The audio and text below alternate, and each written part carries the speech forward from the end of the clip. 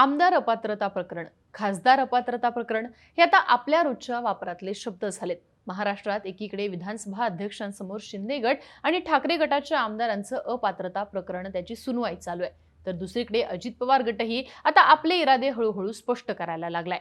काही दिवसांपूर्वी शरद पवार गटाच्या 9 आमदारांना अपात्र करण्यासंदर्भात विधानसभा अध्यक्षांकडे अजित पवार गटाने याचिका दाखल केली होती. परंतु या याचिकेतून शरद पवार गटाच्या सुमन पाटील, चेतन तुपे, अशोक पवार आणि आपली भूमिका स्पष्ट न केलेल्या नवाब मलिक यांचं नाव वगळण्यात आलं होतं.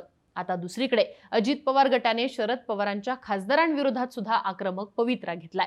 शरद पवार गटाच्या राज्यसभेच्या खासदार फौजिया खान, वंदना चव्हाण आणि लोकसभेचे खासदार श्रीनिवास पाटील, मोहम्मद फैजल यांना अपात्र करण्यासाठी राज्यसभा सभापती आणि लोकसभा अध्यक्षांकडे याचिका दाखल करण्यात आली आहे. परंतु यातली इंटरेस्टिंग गोष्ट म्हणजे यातनं शरद पवार, सुप्रिया सुळे आणि अमोल कोल्हे यांचं नाव मात्र अजित पवार गटाने वगळलेलं दिसतंय. त्यामुळे अजित पवार गट अपात्रतेतनं काही नावं वगळत नेमकं काय राजकारण करतोय? आमदार अपात्रतेतून तिघांची आणि खासदार अपात्रतेतून तिघांची नावं वगळण्यामागचं राजकारण काय, तेच या व्हिडिओतनं समजून घेऊयात. नमस्कार, मी आरती आणि तुम्ही पाहताय बोल भिडू. सगळ्यात पहिल्यांदा बोलूयात ते आमदारांच्या अपात्रतेबद्दल. अजित पवारांनी बंड केल्यानंतर काही दिवसांमध्ये शरद पवार आणि अजित पवार यांच्याकडे असणाऱ्या आमदारांचे आकडे हे समोर यायला लागले. अजित पवारांकडे असणारा हा आमदारांचा आकडा 40 ते 41 आहे, तर शरद पवारांकडे 12 ते 13 आमदारांचं बळ आहे हे समोर आलं.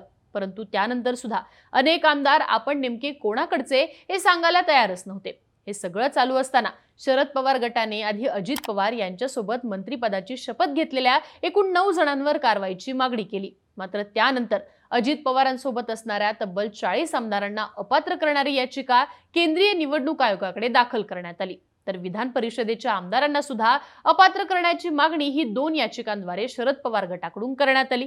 एकीकडे अपात्रतेच्या या लढाईत शरद पवार गटाने अजित पवार यांचं नाव सुद्धा या यादीतनं वगळलं नाही. मात्र अजित पवार गटाच्या बाबतीत यामध्ये उलट दिसून आलं. अजित पवार गटाने आपली याचिका दाखल करताना शरद पवारांसोबत असलेल्या 12 पैकी 9 जणांविरोधात याचिका केली, तर 3 जणांची नावं वगळली. यासोबतच नवाब मलिक यांचंही नाव अपात्रतेच्या याचिकेमध्ये नव्हतं. त्यामुळे आमदार अपात्रतेतनं 3 नावं नेमकं का वगळली याची कारणं पहिल्यांदा पाहूयात. यामध्ये सुरुवातीला वगळण्यात आलेलं नाव आहे ते अशोक पवार आणि चेतन तुपेंचं. राष्ट्रवादी काँग्रेसचे पुणे जिल्ह्यात एकूण 10 आमदार आहेत. यामध्ये बारामतीतनं अजित पवार यांच्या सोबतच दिलीप वळसे पाटील, दिलीप मोहिते, सुनील शेळके, दत्तात्रय भरणे, सुनील टिंगरे आणि पिंपरीमधले अण्णा बनसोडे हे आमदार अजित पवार गटामध्ये सामील झालेले आहेत. तर जुन्नरचे आमदार अतुल बेनके हे अजूनही तटस्थ भूमिकेतच आहेत. यामध्ये उरलेले शिरूरचे अशोक पवार आणि हडपसरचे चेतन तुपे यांनी मात्र शरद पवार आणि अजित पवार अशा दोन्ही गटांच्या दगडांवर आजही पाय ठेवलेला आहे. त्यामुळे अजूनही संभ्रमात असलेल्या या आमदारांची नावं वगळून अजित पवार गटात त्यांना इन्कमिंगसाठी स्कोप दिला जातोय. तसेच पुणे जिल्ह्यातले सगळेच आमदार सोबत आले तर पुण्यातली ताकदही वाढवता येईल या उद्देशानेच या दोघांची नावं अपात्रतेच्या याचिकेतनं वगळण्यात आली आहेत असं म्हणता येतं. यानंतरचं नाव आहे ते तासगाव कवठे महाकाळचे आमदार सुमन पाटील यांचं. आबांच्या पत्नी असलेल्या सुमन पाटील यांचं नाव अपात्रतेतनं वगळण्यातलं महत्वाचं कारण म्हणजे आबांनी आजवर राष्ट्रवादी काँग्रेससाठी केलेलं काम आणि त्यांचं महत्व, लोकांमध्ये असलेली त्यांची प्रतिमा. तसेच सुमन पाटलांचं नाव अपात्रतेत टाकलं असतं तर सहानुभूती ही साहजिकच सुमन पाटील आणि पर्यायाने शरद पवार यांच्या गटाला मिळाली असती. तसेच सांगली जिल्ह्यात जयंत पाटील यांची ताकद कमी करण्यासाठी आगामी काळात सुमन पाटील आणि त्यांचे सुपुत्र रोहित पाटील हे अजित पवार गटासाठी फायद्याचे ठरू शकतात आणि म्हणूनच त्यांचं नाव अपात्रतेच्या यादीतनं वगळण्यात आलंय असं म्हणता येतं. यातलं पुढचं नाव आहे ते नवाब मलिकांचं. नवाब मलिक हे जेलमध्ये असताना अजित पवारांचं बंड झालं. त्यानंतर त्यांना जामीन मंजूर झाला, ते बाहेर आले तेव्हा शरद पवार गट आणि अजित पवार गट दोन्हीकडचे नेते नवाब मलिक आपल्याकडे राहावेत यासाठी त्यांच्या भेटीगाठी घेत प्रयत्न करत होते. त्यात निवडणूक आयोगात जी आमदारांची यादी अजित पवार गटाकडून देण्यात आली त्यामध्ये नवाब मलिक हे अजित पवार गटात असल्याचा उल्लेख करण्यात आला होता.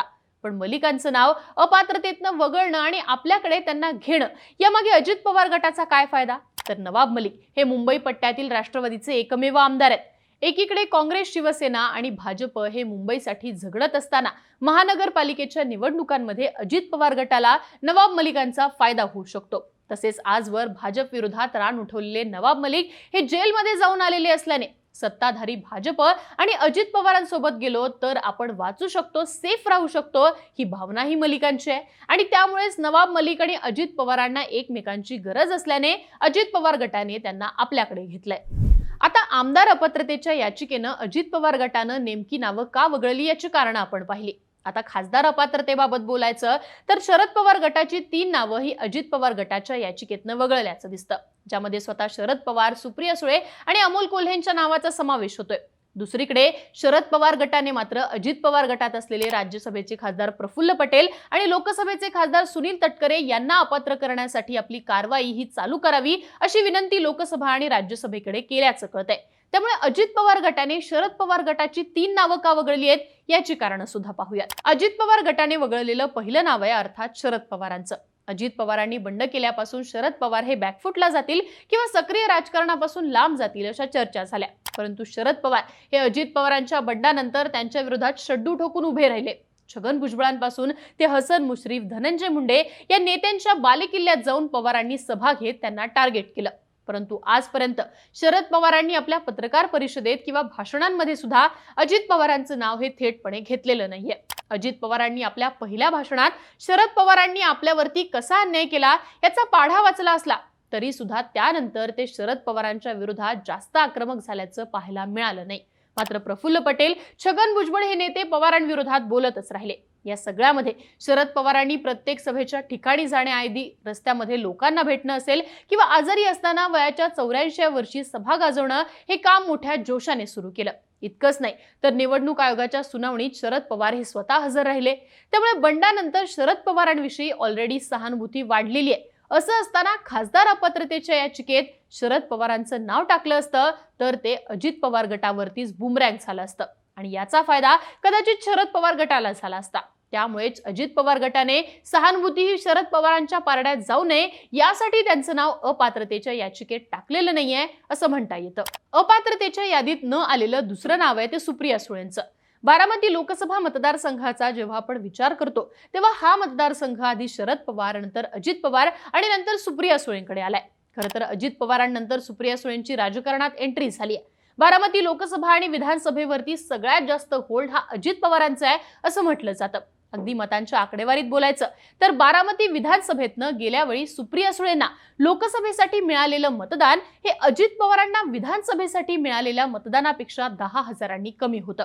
बारामती लोकसभा मिळवणं हे भाजपचं कित्येक वर्षांचं स्वप्न आहे आणि आता तेच स्वप्न अजित पवारांना सोबत घेऊन पूर्ण करायचं अशी अपेक्षा भाजपला आहे. पण अजित पवार मात्र सहजासहजी बारामती ही भाजपच्या हाती जाऊ देणार नाहीत हेही तितकंच खरंय.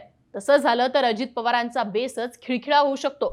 आपल्या राजकीय सामाजिक कार्याचं होमग्राऊंड असलेलं बारामती हे पवार कुटुंबाच्या ताब्यात राहील याची काळजी अजित पवार निश्चितच घेताना दिसतायत.